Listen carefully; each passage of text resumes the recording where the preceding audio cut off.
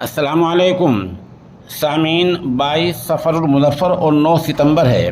خبر کا عنوان ہے قرآن مجید حفظ پورا ہونے پر دعائیہ نشست۔ یہ دعائیہ نشست نئی دہلی کے معروف دینی ادارہ دارالعلوم صدیقیہ میں ہوئی ہے، جہاں ماشاءاللہ 2 طلبہ کا حفظ قرآن مکمل ہوا ہے۔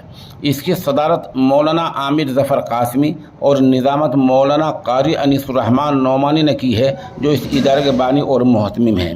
تلاوت قرآن کے بعد مدرسے کے طلبہ اور طالبات نے نعتیں، نظمیں اور اصلاحی مکالمے پیش کر کے حاضرین کا دل موہ لیا۔ اس موقع پر مسجد ابو بکر کے امام و خطیب مولانا قاری تنویر عالم نے کہا، قرآن کریم کی حفاظت کا ذمہ اللہ رب العزت نے خود لے رکھا ہے۔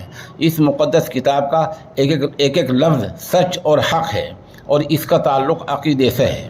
جن لوگوں نے قرآن پاک سے رشتہ جوڑ لیا وہ دونوں جہاں میں کامیاب ہیں۔ صحافی جاوید عالم نے کہا، کتاب اور حکمت کے علم کے ساتھ ساتھ تزکیہ بھی ہو جائے تو یہ مکمل علم کہلاتا ہے۔ اس کے بعد علماء نے قرآن کریم کے آخری پارے کی چند صورتیں پڑھا کر کلام پاک مکمل کرایا۔ تقریب میں مولانا منتظم، حاجی ہارون، حاجی نعمان، انور بھائی، نوشاد بھائی، مولانا اویس قاسمی، قاضی معین، مولانا عبدالحق قاسمی، مولانا سہیل، فیروز بھائی وغیرہ نے خاص طور پر شرکت کی۔